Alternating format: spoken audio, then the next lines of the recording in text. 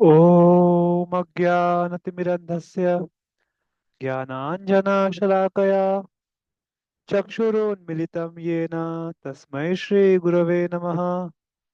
नमो विष्णुपादाय कृष्णप्रेष्ठाय भूतले श्रीमते भक्तिवेदान्त स्वामिनिति नामिने। नमस्ते सारस्वते देवे गौरवाणी प्रचारिणे निर्विशेष शून्यवादी पाश्चात्यदेशतारिणे वाञ्छाकल्पतरुभ्यश्च कृपा सिन्धुभ्यैव च पतितानां पावनेभ्यो वैष्णवेभ्यो नमो नमः। जय श्री कृष्ण चैतन्य प्रभु नित्यानंद श्री अद्वैत गदाधर श्रीवासादि गौर भक्तवृंद। Hare Krishna Krishna Krishna Hare Hare Hare Rama Rama Rama Hare Hare. Hare Krishna dear devotees, welcome all of you for our evening book reading session. Sorry sorry, आज सेशन शुरू करने में देरी हो गई because I was caught up with meetings with devotees and inmates, इसलिए मीटिंग लंबा चला और इसलिए फिर क्लास शुरू करने में लेट हो गया। तो without wasting time we will start the reading. I will read the first paragraph and then Saurabh Kale Prabhu can read, then Dhruv Prabhu will read. So we will go turn by turn. So each devotee will read two paragraphs so that we can try to cover the chapter today. So we are reading from chapter 47 of Krishna book, Delivery of the Message of Krishna to the Gopis, third part.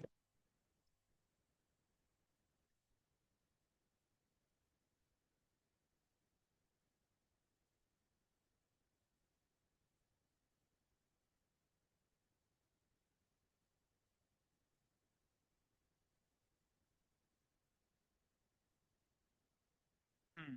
So yesterday I read till here. Krishna wanted to teach through the behavior of the gopis that one who is constantly in trance, like the gopis, surely attains his lotus feet. So we covered till here yesterday. Now we will read further. Lord Chaitanya taught people in general the method of Vipralamba Seva, which is the method of rendering service unto Supreme Personality of Godhead in feeling of separation. The six Goswamis also taught worship of Krishna in the feeling of gopis in separation. The prayers composed by Srinivas Acharya about the Goswamis explain these matters very clearly. Srinivas Acharya said that the Goswamis were always absorbed in the ocean of transcendental feelings in the mood of the gopis. When they lived in Vṛndāvana, they were searching for Krishna, crying, "Where are you, Krishna? Oh gopis, where are you? Where are you, Srimati Radharani?" They never said, "We have not seen Radha and Krishna, and therefore our mission is fulfilled." Their mission remained always unfulfilled. They never met Radha and Krishna.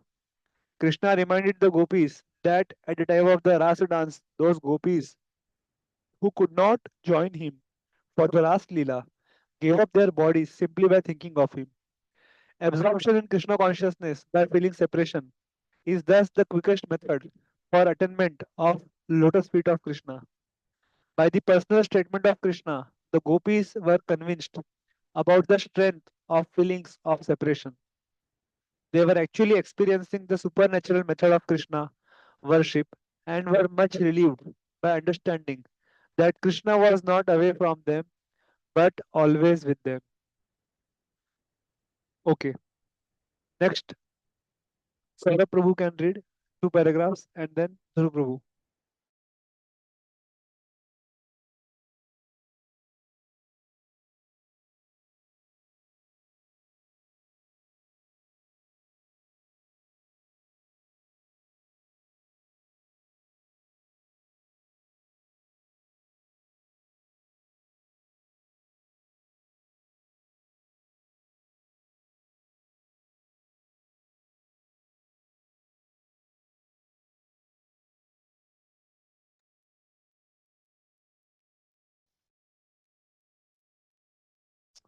Hare Krishna. Sorry, वो एक call आ गया था, so because of that the net got disconnected. Saurabh Prabhu, can you Saurabh read? Prabhu, can you read? Yes, yes. girls in Mathura. We know that the women and girls in Mathura are not village women. They are enlightened and beautiful. Their bashful, smiling glances and other feminine features must be very pleasing to Krishna. We know very well that Krishna is always fond of the behavior of beautiful women. It seems, therefore, that he has been entrapped by the woman of Mathura. My dear Uddhava, will you kindly let us know of Krishna sometimes remembers us while in the midst of other women? Another gopi inquired, does he remember that night in the midst of Komud flowers and moonlight when Vrindavan became exceedingly beautiful? Krishna was dancing with us, and the atmosphere was surcharged with the sound of foot bells. We exchanged pleasing conversation then. Does he remember that particular night? We remember that night and we feel separation. Separation from Krishna make us agitated, as if there were fire in our bodies. Does he propose to come back to Vrindavan and extinguish that fire, just as cloud appears in the sky to extinguish a forest fire by its downpour? Hare Krishna. Thank you. Dhruv Prabhu, प्रभु मैं read करूँ क्या अरोरा प्रभु? Dhruv Sharma Prabhu can read, and then Dhruv Arora Prabhu can read. Another Gopi said, Krishna has killed his enemy and he has victoriously achieved the kingdom of Kamsa. Maybe he is married with king's daughter by this time and living happily among his kinsmen and friends. Therefore, why should he come to this village of Vrindavan? Another Gopi said, Krishna is the supreme personality of Godhead, the husband of goddess of fortune, and he is self-sufficient. He has no business either with us, the girls in the Vrindavan forest, or with the city girls in Mathura. He is great super soul. He has nothing to do with any of us, either here or there. You can read one more paragraph.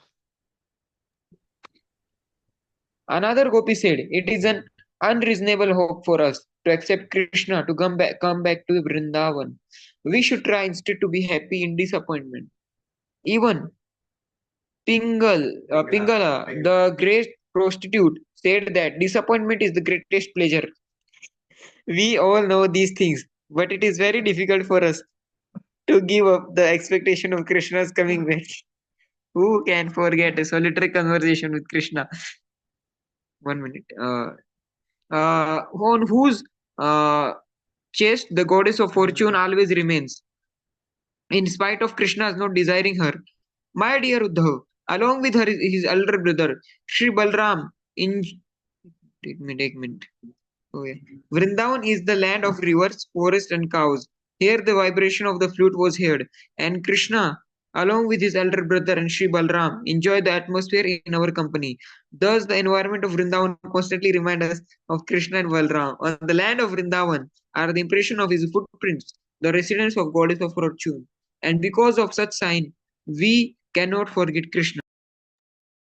Thank you. Dhruv Arora Prabhu can read next two paragraphs.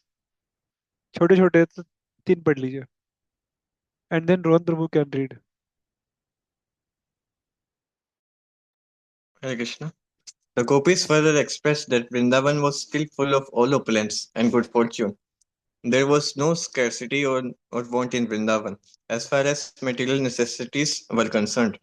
But in spite of such opulence, they could not forget Krishna and Balram. We constantly remember various attractive features of beautiful Krishna. His walking, his smiling, his joking words. We have all become lost by the dealings of Krishna, and it is impossible for us to forget him. We always pray to him, exclaiming, Dear Lord, dear husband of goddess of fortune, dear Lord of Vrindavan, and deliverer of the distressed devotees. We have now fallen and merged into an ocean of distress. Please, therefore, come back to Vrindavan and deliver us from this pitiable condition. Yeah, read one more. Scroll करेंगे. Hare Krishna. Uddhava minutely studied the coincidental abnormal condition of the gopis in their separation from Krishna, and he thought it wise to repeat again and again all the pastimes they had enjoyed with him.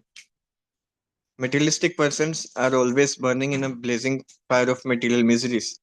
The gopis were burning in a transcendental blazing fire due to the separation from Krishna.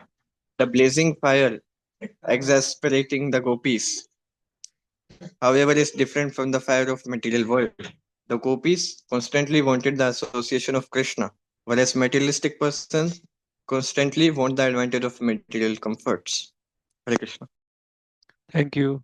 Rohan Prabhu, you can read further 2 paragraphs, and then Yes. Sahil Prabhu can be reading. Yeah. Uh, It is stated by Vishwanath Chakravarti Thakur that Krishna saved the cowherd boys from the blazing forest fire within a second, while their eyes were closed. Similarly, Uddhava advised the gopis that they could be saved from the fire of separation by closing their eyes and meditating on the activities of Krishna from the very beginning of their association with him.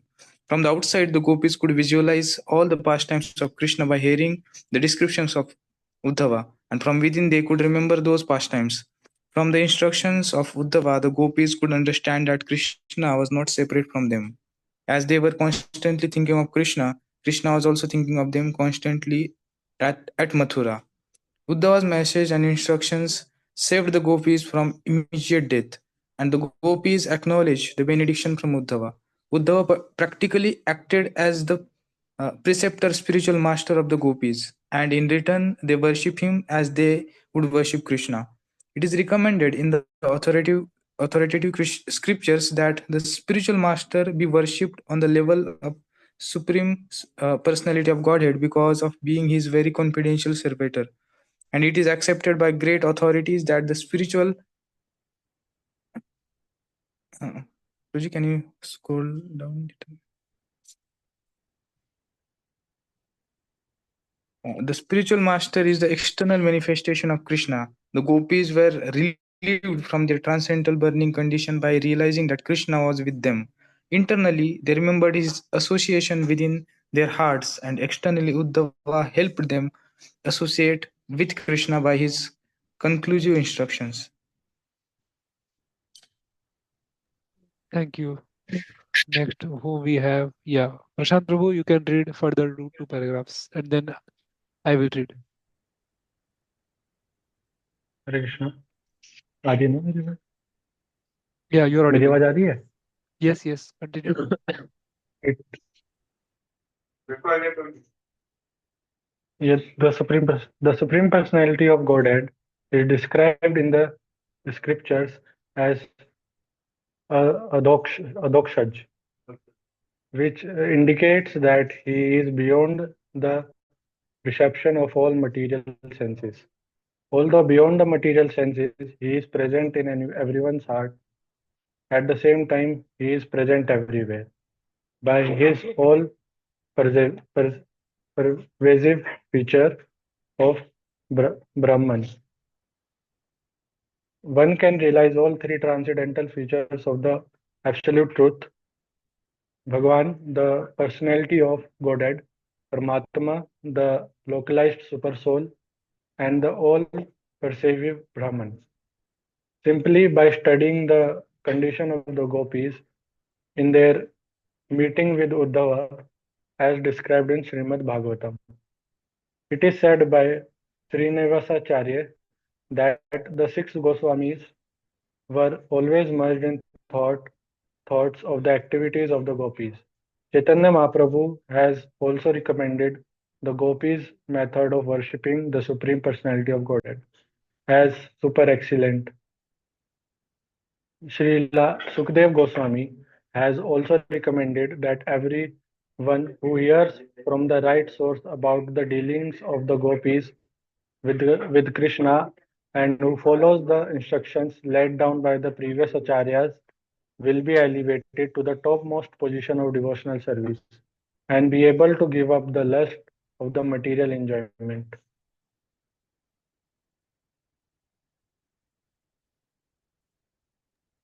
Thank you.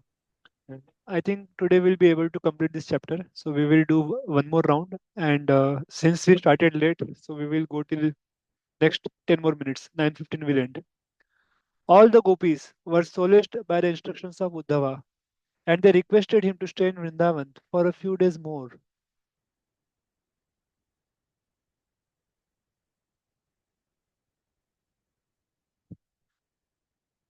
Uddhava agreed to their proposal and stayed with them not only for few days but for few months. He always kept them engaged in thinking of transcendental message of Krishna and his pastimes, and the gopis felt as if they were experiencing direct association with Krishna. While Uddhava remained in Vrindavan, the inhabitants enjoyed his association. As they discussed the activities of Krishna, the days passed just like moments. Vrindavan's natural atmosphere, with the presence of the river Yamuna, its nights orchards of trees decorated with various fruits, Govardhan Hill, caves, blooming flowers, all combined to inspire Uddhava to narrate Krishna's pastimes. The inhabitants enjoyed Uddhava's association in the same way that they enjoyed the association of Krishna. Uddhava was attracted by the attitude of the gopis because they were completely attached to Krishna, and he was inspired by the gopis' anxiety for Krishna. He offered them his respectful obeisances and composed songs in praise of their transcendental qualities as follows. Among all the living entities who have accepted human form of life, the gopis are super excellently successful in their mission. Their thought is eternally absorbed in the lotus feet of Krishna. Great sages and we ourselves also try to be absorbed in meditation on the lotus feet of Krishna. But the gopis, having lovingly accepted the Lord, are automatically accustomed to this and do not depend on yogic practice. The conclusion is that one who has attained the gopis condition of life does not have to take birth as Lord Brahma or be born in a Brahmana family or be initiated as a Brahmana. Yes. Saurabh Prabhu, you can read next paragraph. Yes, Prabhu. Sri Uddhava confirmed Lord Krishna's statement in Bhagavad Gita that one who takes shelter of him for the right purpose, be that person a Shudra, a woman, or a member of low grade family, will attain the highest goal of life. The gopis have set the standard of devotion for the whole world. One who follows in the footsteps of gopis by constantly thinking of Krishna can attain the highest perfectional stage of spiritual life. The Gopis were born not of any highly cultured family but of coward men. Yet they developed the highest love of Krishna, who is Super Soul, the Supreme Personality of Godhead, and the Supreme Brahman. For the self realization or God realization, there is no need to take birth in a high family. The only thing needed is a development of ecstatic, aesthetic love of God for achieving perfection in Krishna consciousness. No qualification is required other than to be constantly engaged in loving service of Krishna, the supreme nectar, the reservoir of all pleasure. The effect of taking up Krishna consciousness is just like that of drinking nectar. With or without one's knowledge, it will act. The active principle of Krishna consciousness will equally manifest itself everywhere. It does not matter how and where one has taken his birth. Krishna will bestow his benediction upon anyone who takes to Krishna consciousness without any doubt. Uddhava continued. The supreme benediction attained by the gopis, in spite of their being born in the families of coward men, was never attained even by the goddess of fortune herself, and certainly not by the denizens of heaven. Though the bodily scent of the women there is exactly like the scent of the lotus. The gopis are so fortunate that during the Rasa Leela, Krishna personally embraced them with his arms and kissed them face to face.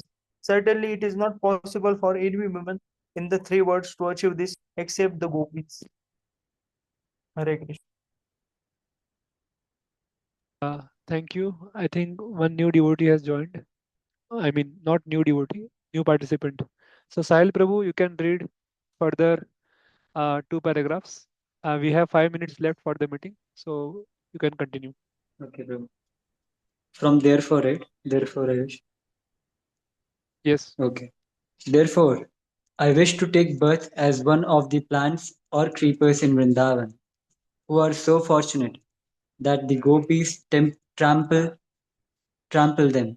The gopis have so lovingly served Krishna, Mukunda himself, the giver of liberation, who is searched after by great sages and saintly persons. For his sake, they left everything, their families, their children, their friends, their homes, and all worldly connections. Uddhava appreciated the exalted position of the gopis and wished to fall down and take the dust of their feet on his head. Yet he dared not ask the gopis to offer the dust from their feet. Perhaps they would not be agreeable.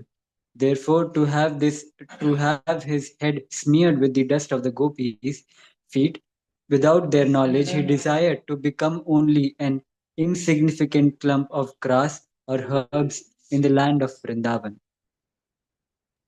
You can read one more. Sure, bro. The gopis were so much attracted to Krishna that when they heard the vibration of his flute, they instantly left their homes, families, children, honor, and feminine bashfulness and ran toward the place where Krishna was standing. They did not consider whether they were passing over the road or through the jungles. Imperceptibly, the dust of their feet was bestowed on small grasses and herbs of Vrindavan. Not daring to place the dust of the gopis' feet on his own head in this life, Uddhava aspired to have a future birth in Vrindavan in the position of a clump of grass or herbs. He would then be able to have the dust of the gopis' feet. Okay, so last 2-3 paragraphs are remaining. We have 3 minutes left. So I request Rohan Prabhu, can you read the remaining 2 paragraphs?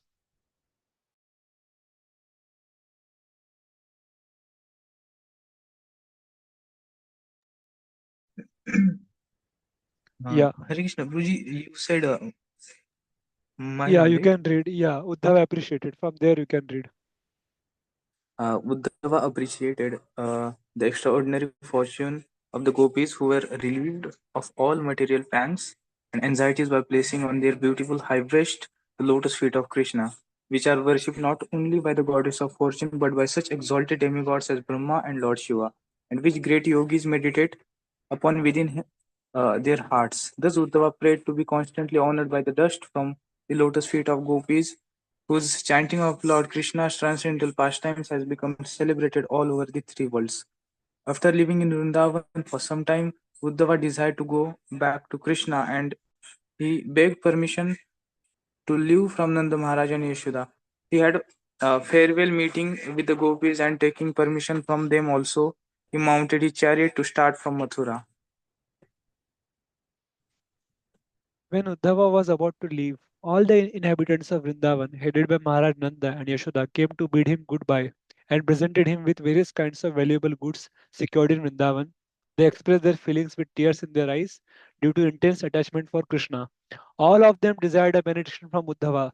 They desired to always remember the glorious activities of Krishna and wanted their minds to be always fixed upon his lotus feet, their words to be always engaged in glorifying him, and their bodies to be always engaged in bowing down as they constantly remembered him. This prayer of inhabitants of Vrindavan is the super excellent type of self realization. The method is very simple: to fix the mind always on the lotus feet of Krishna, to talk always of Krishna without passing on to any other subject matter, and to engage the body in Krishna's service constantly. Especially in this human form of life, one should engage his life, resources, words, and intelligence for service of Lord. Only such activities can elevate a human being to the highest level of perfection. This is the verdict of all authorities. The inhabitants of Vrindavan said, by the will of supreme authority and according to results of our own work, we may take our birth anywhere. It does not matter where we are born, but our only prayer is that we may simply be engaged in Krishna consciousness. A pure devotee of Lord Krishna never desires to be promoted to heavenly planets or even a Vaikuntha or Golok Vrindavan because he has no desire for his own personal satisfaction. A pure devotee regards heaven and hell to be on equal level. Without Krishna, heaven is hell, and with Krishna, hell is heaven. When Uddhava had been fully honored and worshipped by the pure devotees of Vrindavan, he returned to Mathura and to his master Krishna. After offering respects by bowing down before Lord Krishna and Balram, he described the wonderful devotional life of the inhabitants of Vrindavan. Then he presented to Vasudev, Krishna's father, and Ugrasena, Krishna's grandfather, all the gifts given by the inhabitants of Vrindavan. Thus ends the Bhaktivedanta purport of 47th chapter of Krishna, delivery of the message of Krishna to the gopis. Shri Uddhav ji ki jai, Shri Krishna Bhagwan ki jai, Shri Vrindavan Dham ki jai, Jagat Guru Srila Prabhupada ki